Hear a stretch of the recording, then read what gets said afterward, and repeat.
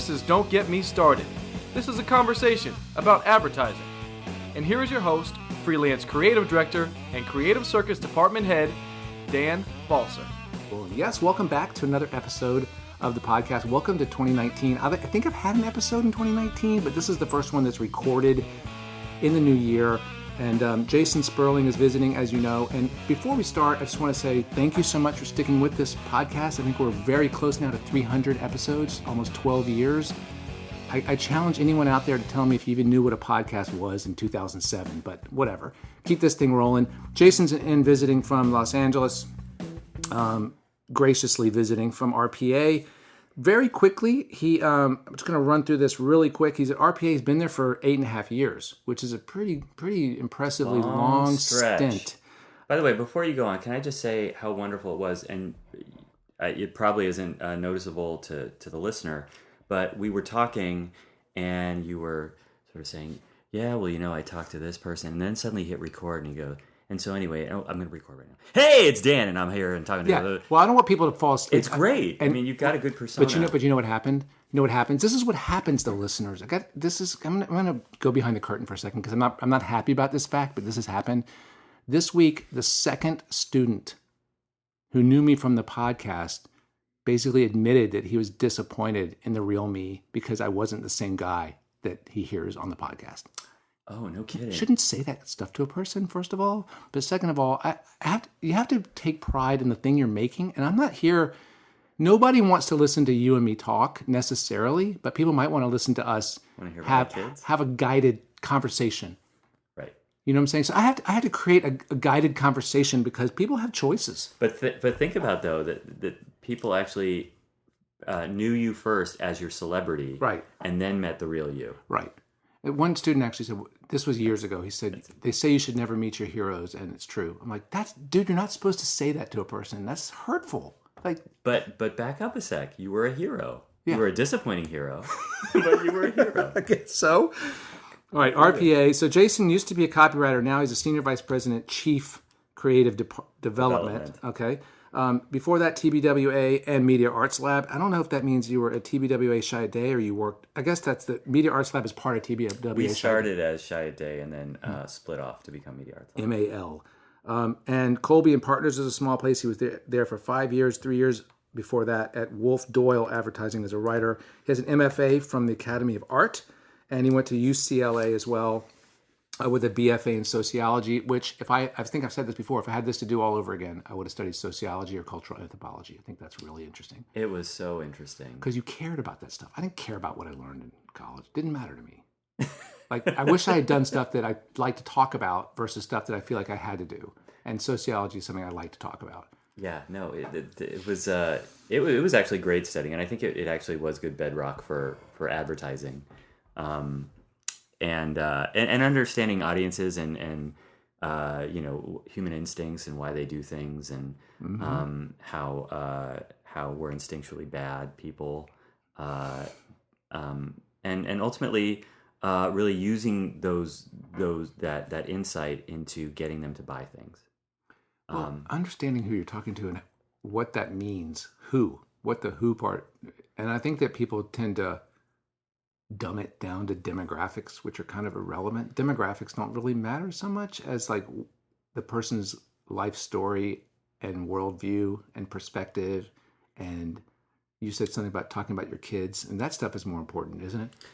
Well, I mean, we're actually getting into, I think, a world of more individualized demographics where a lot of what you're going to see is specifically tailored for you. But I don't see demographics as such a boogeyman of a word. I mean, it's limiting. I think but broadening the definition out, I think, is important. Yeah. And understanding really what makes people tick, not just sort of age, weight, height. Right. I did fail to mention that Jason's also an Adweek Top 30 Creative Directors. He's an author of Look at Me When I'm Talking to You, and he created this very cool Instagram book. You can find it on Instagram. It's a Look at Me book. At Look at Me book on Instagram, and I want to talk about that for a second. So how did that start? And was it something that you had? Did you have the content before you had the Instagram, or did you have the Instagram in real time, posting things? And Just so you, in case you guys are wondering what it is, it's a series of 176 different animated insights about marketing. Right. I think that's the best way to distill it, I think. Yeah. And so which came first on that? Which came first, the thoughts or the execution of it? Ultimately it was started as a book, and it was written as a book. And I think I've always had dreams of writing a book. I've had I've had the same thing that I think every writer in this business had, which is the sort of the jealousy of looking at longer form content, real artistic content, not intended to sell something, and going, God, I'd like to do that. That's cool. Yeah. Purity of art, wow. And especially in LA, where advertising is really like third tier, redheaded stepchild, because you've got film, you've got TV entertainment, now you've got really influencer entertainment. So advertising is not quite as revered. So that was always a fantasy. A few of those projects worked on with fellow writers. We got so far before really not knowing our bearings and what to do with what we had. And ultimately, I felt like I had, as you get more senior in this and you start to develop sort of philosophies, and those become sort of core to how you evaluate work and how you make work. It was just a way to sort of put them into something permanent. Yeah, that's cool. And scratch that itch of wanting to do something bigger than just Did you make the animations? No. So once I finished writing, we had this really talented art director who was a fantastic illustrator. He was an amazing cook. He was a musician that would play live gigs on Sunset Strip all the time. Nick Piscatello. He was also a tormented dude who had like 4 kids at home and some elsewhere probably. Maybe, but so nice. And he I don't think he knew what he was getting into as we started it, with how intensive it would be. And it just, that really brought it together. But ultimately the reason for Instagram was, if the book was about how to break through and create brand attraction in this age of brand aversion where everybody could sort of avoid you and opt out, was, if I would have just put it into print form, it was really following the sort of familiar tropes and patterns. So why not be my best example and actually do it in a way that broke through? It's cool. Of course, it did not get me a single penny. I didn't ever anticipate it would make me much money, but I was going to ask you, what did it ultimately provide for you? It provided a creative outlet. I think it gave me, made me feel like,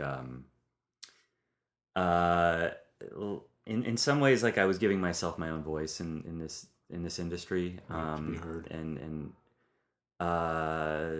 it gave me a chance to give back. That's cool. I had been a teacher at the Academy of Art for several years, probably way before I ever should have been teaching. And I loved that ability to actually drop a little wisdom. Yeah, you know what? I don't think you were too young. I don't even know how old you were. I was just a few years out of school. But you have whatever insight you have to offer that's valuable, even if it's just a matter of being a peer critiquing work from a neutral, objective position. You might not have the wisdom of career advice or the experience behind you, but I don't think anybody should ever discount the value they have as a mentor, even if they're 27 years old. I mean, I'm sure that your students were like, "Oh, this guy's way too young," even though, frankly, you do look ridiculously young even now. You did. So I want to back up for a second, because you said about in LA, and it makes a total sense to me. I lived there for a year, and I think I could feel what you're saying about advertising being a third tier behind entertainment. Do you feel like advertising doesn't get the best storytellers because of that? Do you think is it harder to recruit there for people, or is it sort of insular, separate from the entertainment industry? How much overlap is there? And I'm talking sort of from the perspective of how you find talent and the people that are actually making the work. And is there more bleed into influencer? Well, there's bleed into everything now. Some of those places just happen to be down the street. Now that we have Google, YouTube, and Facebook with really big hubs in LA, and we lose people all the time to creative groups into the ones. Those good jobs, you think? I think it all depends. I mean, I think just saying Google is not quite accurate, because within Google there are so many different teams. Right. Yep. Some are actually, and I've had the opportunity to work in Google's creative lab, which was, much more of a back in the day when I spoke to them, it was like, a couple creative directors and a couple interns working together to kind of like make things and build things.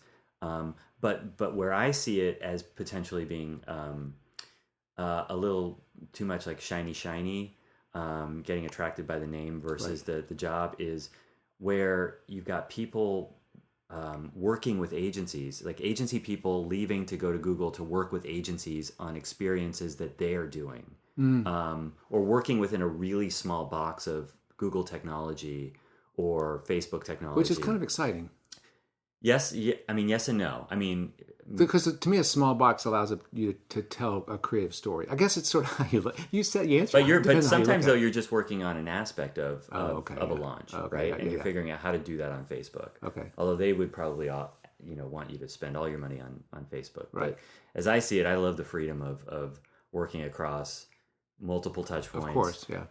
I see what you're saying. Yeah, that makes sense. Yeah, that makes sense. And I don't want to build out anybody else's experience. I want to build out the. Well, that's the big part. You don't want to be a producer. You don't want to be you don't want to be a vendor. You don't want to be a creative resource to a creative person. Right. Exactly. Yeah. Especially, I didn't realize that's the case often. Yeah. We've got really smart people from the agency world who are going over to, and I shouldn't say it's a bad job, because I know a few of them and they're really smart people.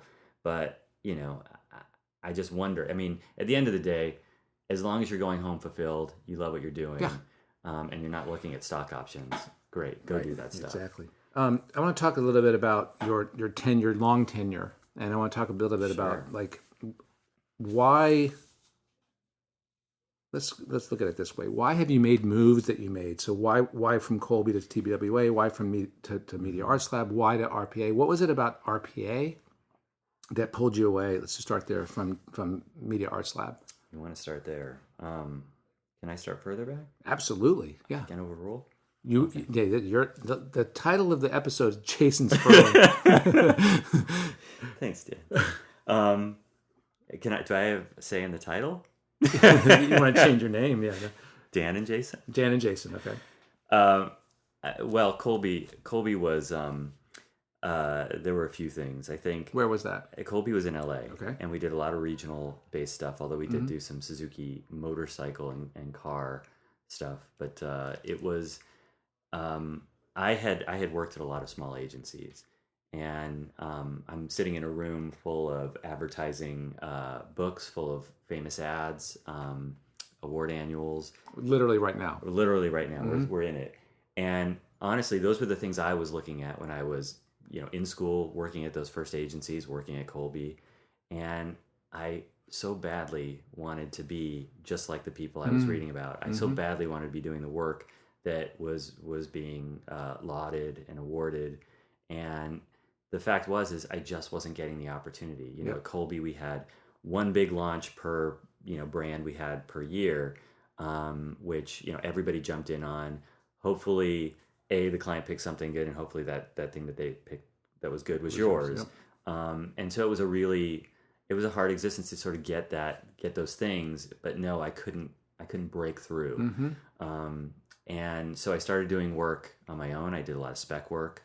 At the time, there was this blog site called WhereSpot. It was on Yahoo, and you would go there, and it was a lot of producers and industry people. Way back before you could just sort of Google and find things, it was like, hey, does anybody know who made this spot, or where I could find a good first AD or whatever it was. So a lot of production sort of question and answer. And I decided to go on there and say, hey, I've got a script. Does anybody want it? That's really cool. And so there were a lot of people who own production companies who had young directors who were like willing to fund a few first commercials. And I think I got about 5 or 6 things made. For their reels. for their reels. Yeah. And I realized, hey, this is a mutually beneficial thing. Let's do it together. It's great. Obviously, you get a lot of say just as much as I do. So yeah, that's really cool. So when you said spec, was this stuff that maybe didn't get bought, or was it you were picking arbitrary brands? A little of both. I mean, we had a few things we had sort of come up with on our own, and a few things that that just weren't picked. Right. I remember back, this campaign still kills me to this day. When I was at Ogilvy, we did this campaign for the phone company. I think it was for the phone company. My partner and I thought they were such good scripts. They were so good.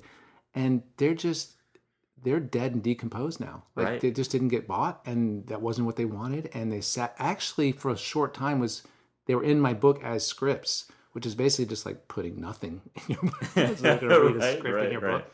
But that reason I asked is that sometimes you have an idea that's just you have to make, and just because a client didn't buy it, you either do it for that client or change the name, or whatever.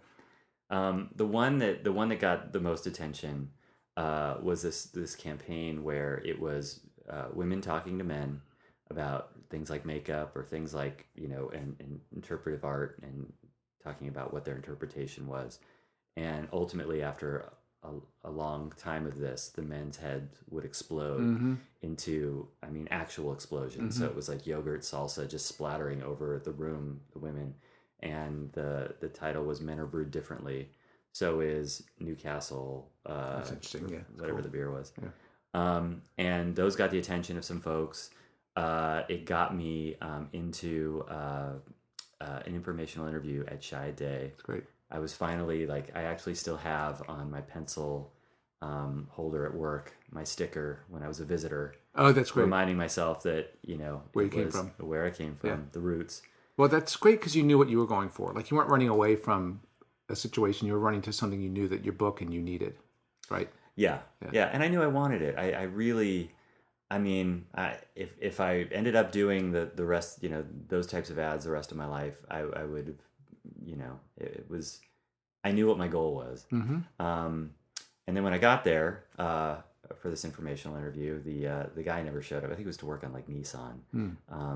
I'm not going to say his name because one time I actually ran into him, and I thanked him so much for never showing up to that interview. Oh, wow. In which case he's like, that kind of makes me a dick. You don't say his name. I won't. But while I was there, I ran into this wonderful account person I had worked with, Beth Matthews, who right away was like, you need to work on Apple, and got me in to see those guys. They were familiar with that work. They loved it. And I remember they hired me at the same time they hired this guy out of Wyden, both of us writers. They flew him out from Shanghai, Wyden, Shanghai. Spent the weekend with him, took him to dinner, rode bikes on the boardwalk. Me, they brought into this tiny room, which is about this size, 10 by 10, lots of stuff piled to the ceiling. I don't even think the lights were on. And the managing director said, you like writing body copy? As if you're going to be basically the janitor here. Right. And I was like, yeah, I'll write body copy. It's Apple. I don't care. Right. And I honestly don't feel like it was like tremendous hopes, but first month I was there, I ended up getting the brief for Mac and PC. Well, actually, it was just brand the Macintosh. And I knew, and that was Steve's baby, Steve Jobs' baby. It was going to undergo a lot of scrutiny, and as I thought, it was like 6 months of just painful, go back to the drawing board moments. Was it the campaign existed, or this was the original brief for that? This was the original brief. Oh, wow. Yeah, so that was one of the first briefs I got. So you worked on the I'm a Mac, I'm a PC? Yeah. Those are like, I still think those are like one of the best. That's one of the best ad campaigns of our generation. Oh, yeah, thanks. Isn't it? It's a side-by-side comparison. Killed, just destroyed. Yeah. Well, I think casting and pacing and editing. Oh my God, so much of it. We were so lucky to have gotten that combination of a fantastic director who had a real connection with the actors, who were brilliant. This should be on you should have this, and you should put in there that you worked on that campaign. Why am I only learning that now? No, because I couldn't find your work anywhere. Oh, yeah. Okay, that's badass. So that was my baby for 4 years. That's a good baby. Yeah, it was a great baby. Worked on that. Worked on. Did you? Okay, time out. Did you work on the components, the digital components for that, like the yes. New York Times? Oh yeah. where the side banner interacts with the top banner, which were just fucking genius. I love those so much. Good. Yeah, that might have been my proudest moment. I think this is a case study of, and I talk about this in class, where you don't have to have a great idea. This is an idea that's kind of like it was a crap idea. It's not an idea. Oh, just a simple. It's not an idea that's surprising. It's like we're going to compare the two, and then you get down to how. Then you get down to what you bring to the table is the humor, the pacing, the sensibility of knowing how this person's supposed to look and sound, how this is supposed to work. Because I think that in school, when you're learning the craft, and I've talked about this 1,000 times, maybe on the podcast, you put most of your coins, most of your wealth into hunting for this big concept. When if you say, wait a second, let's just be honest about how these things are different and do it in a funny, original way, and you make memorable work that no one has to think about what you're trying to say. They just enjoy it. Right. Other than the fact that they weren't actual products, it was actually very Apple. Because one of the things I had to sort of go back and relearn is that where I was traditionally like, I want to build a concept around this. I want there to be something for the viewer to solve, or I want to give the answer in the last second. Like those conceits that we were so used to, those didn't exist for Apple. Right. Apple was about, and at the time it was silhouettes, it was think different, very beautifully designed campaigns that were incredibly simple, just like their products. They didn't show the product until the iPhone launch. Right. We didn't see a product. Once Steve Jobs came back in '98, we didn't see we saw a little bit of a abstract representation of a product in the iMac launch. But after that, we didn't really see product until the phone. Right. You're right. Because it wasn't, the phone and the iPad, and that's one of the reasons I jumped ship, was it became, we need to teach people about these new products. They need to know how they work. Right. And so it became a lot of demo. Mm-hmm. But before, it was like, put it on an artful pedestal, get your ad tropes and conceits out of the way, and there will be genius just in the existence of the product itself that you don't need to intrude on too much. And I guess in some ways we weren't intruding on the genius of all those sort of Apple features, even though we were metaphorically talking about what they were. We walked away and just demonstrated them. They were just two men demonstrating the features. Yeah. But that's the genius of Steve Jobs, in my opinion, was that he didn't want to sell computers. He wanted to sell a platform, an enabler, a life. Yeah. Very, very different. So how did the experience compare, in retrospect now, from RPA and your agencies prior to Media Arts Lab, working on one product, working in that environment? How was that different than the more quote-unquote traditional agency setups? How was it different? Or was it not different? Working on a whole bunch of products? Or just the workflow and the way that the relationship with the client, was there anything that was profoundly different, or is it pretty similar to the other agency experiences? What, being a Media Arts Lab? Mm-hmm. It was profoundly different.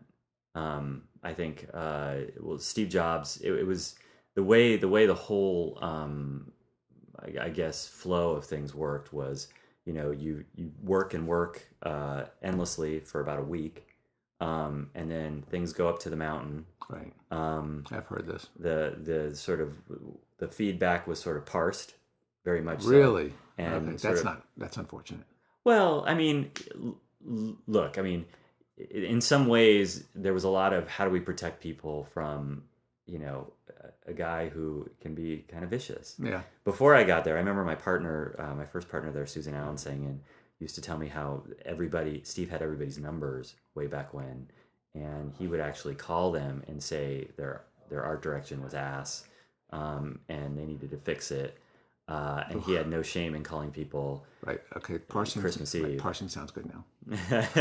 So they'd figure out a way to say like, well, Steve just didn't like it that much, and he thought maybe we could do more work in this direction. That's what a good account person will do. Yeah. Sometimes they kept ideas alive that probably shouldn't have been, and so you'd end up not going to a kid's birthday party because you were working on something that had zero chance of. But anyway, so all right, so let's move. So why did you leave? So what happened? So what were you going to, or what were you going away from? You mentioned a little bit that it had lost its sort of purity a little bit. I mean, no, it hadn't lost its purity. It was what it was, and we were. I still think that we were more of an artist colony than we were an ad agency, and we sort of reveled in that. Um, and I loved my coworkers, I really did. But after launching the iPad, I always had this sense of like, whenever we would get to the very end of something, it would be genius, and I sort of operated on that faith that it'll be painful, but we'll get to someplace amazing, and that will make it all worthwhile. Mm-hmm. And when we got to iPad, we didn't necessarily, in my mind. I mean, I think it might have been a necessary thing for Apple to sort of define this device, Mm-hmm. but I thought there was a sort of an amazing graveyard of good work. Really? That ultimately just became demonstrational. And did I want to spend the next couple of years doing demonstrations of iPad? I also knew too that Apple, for all their innovation, that in their technology, if you looked at their advertising, it was really traditional. Yeah. And I was going to build a career of nothing but TV, print, and outdoor. Mm-hmm. And I thought I might be shooting myself in the foot. Mm-hmm. So you were still looking at guiding your own brand ship in a way, your own portfolio, your own experience. I think it's important. Yeah. I think it's important for all of us. And the last thing was just like the grueling sort of. I love the 1% of like, hey, I made this thing and it's awesome and the world's talking about it. But getting to it was cutting me off from my family and cutting me off from friends, Mm-hmm. and I just didn't know how much longer I wanted to do that. And Yeah. I thought, I've always said I think I'm not going to give my life to advertising as much as I will give all my genius and soul, but Right. I want life. Awesome.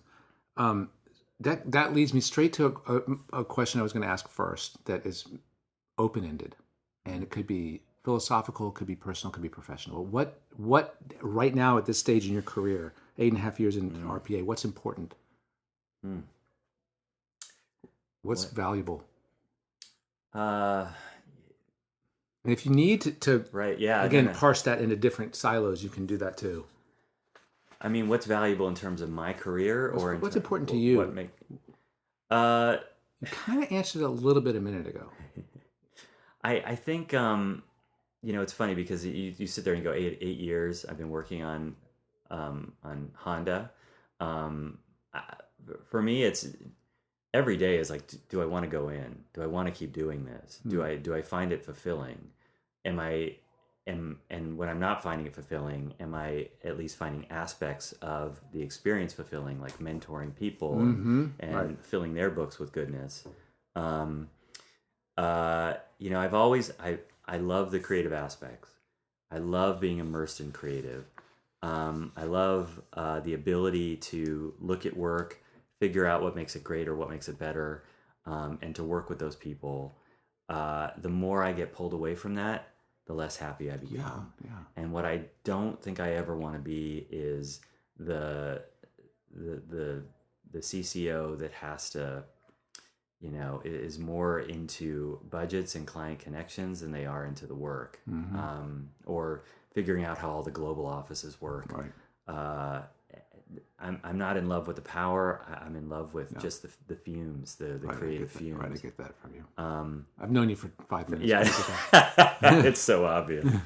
And so, at times there's a redundancy of here I am looking at these ideas again, but at the same time, I try and find, I try and keep looking at it through fresh eyes. I continually try and give myself projects outside of work, and I'm writing another book right now that at least, and then beyond that, it's sort of like, how do we do things? I've really gotten obsessed with doing for good work, and not just necessarily for brands who are trying to check a box, but more of how do we do work with nonprofits or people who need it. So I heard what's important is creation. Right? You're distilling what I just said. Trying to. Okay, go ahead. Trying to.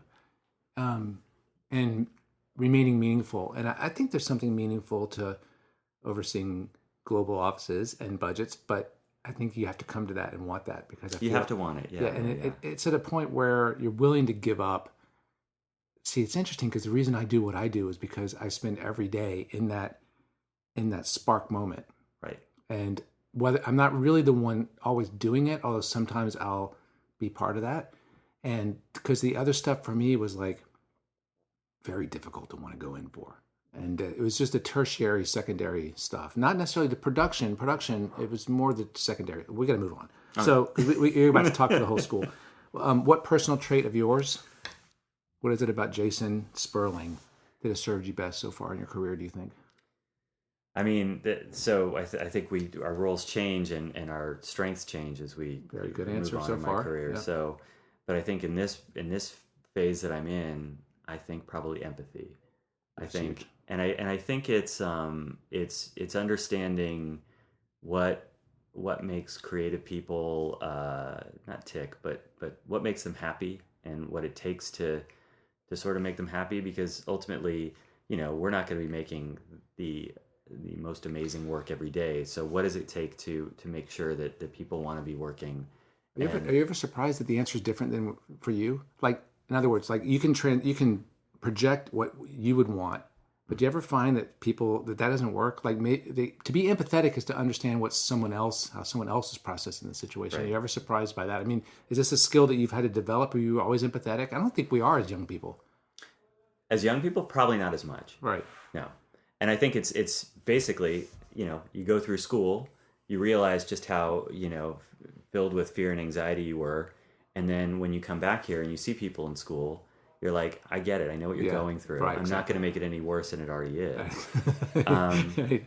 Honestly. I know true. exactly what you mean. It's like you spent the night in jail. The judge is going to let you go now. You've suffered enough. Right. But here's what I would say. I think we are, to a sense, empathetic even when we're younger, because I think ultimately understanding just the basis of advertising is built on empathy. 100%. Understanding what people might feel, or what would make them feel good about a product. Absolutely. Yeah. But that's not the reason I asked the question. It's not innate. Sometimes you have to work to develop that empathy, and you have to actually be open-minded enough to accept that someone might see something that might surprise you. Like, oh, I never thought of it feeling like that or seeing it that way. And you have to buy into it and be empathetic enough to say, okay, so if that's the truth, even though that's not what I thought the truth was, let's develop that. That's a skill. And you know what it is? It's a skill of having what makes us good in our job as creative directors is having complete conviction in your ideas and being I think convinced enough to say, this is it, I feel strongly, let's move forward with it. I'm changing what you've done or what the client wants or what everybody wants, and I feel a deep belief in this. But also, and this is where it sort of works against itself, is being able to say, I really believe that, but you can convince me otherwise. Mm-hmm. And I think that is a developed skill. I say it every day in class. I'm like, well, what did you guys like? Because I didn't like that one, but if you did, you'll make what I'm looking at better than you have right now. That's interesting. You have a thought that's not there yet. But if you feel it, go, make it. Convince me. Last question. Knowing what you know now, you go back to, let's say when you graduated with your MFA, 1997 from Academy of Art, what would you whisper in young Jason's ear?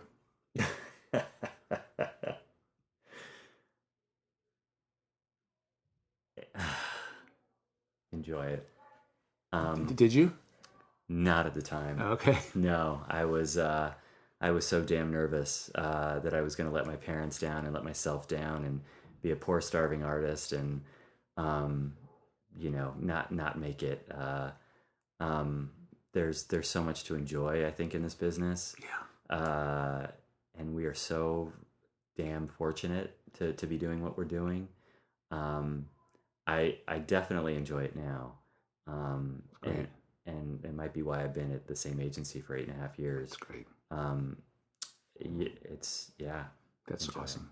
Please tell Pete and Wally hello for me. Hi, Pete. Hope you listened this far. Thank you for sticking with it this far, Pete. I appreciate that. Jason, thank you. What? It's great.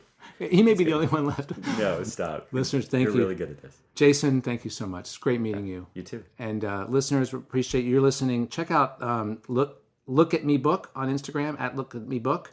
You can find Jason Sperling on the internet. Yep, I'm out there. He's out there. Actually, another Jason Sperling, who's an actor, stole the URL. Oh. My old portfolio, when I was around my second job, I did inside my book. It was a tribute to all the other Jason Sperlings out there. That's cool. I was hyping them. They weren't hyping me. Dude, I was hyping them. It's so funny you say that. I had this idea once of, back before the internet was big, there was a thing you could go it was like a national directory, like a phone book, and I found like 7 other Dan Balsers, and I had this letter written where I was going to send each of them my business card and ask them to send me their business card back and then put them up on my bulletin board. These are all the jobs I've held. But I chickened out because it seemed really creepy, but I wish I had done it. I really wish I had done it. Listeners, you can find me at danspodcast@mac.com, and make sure to go to the iTunes store, leave a review if you're so inclined. Thank you so much for listening. Jason, again, thank you so much. Thanks, Dan. Listeners, we'll see you in 2 weeks. Till then, bye.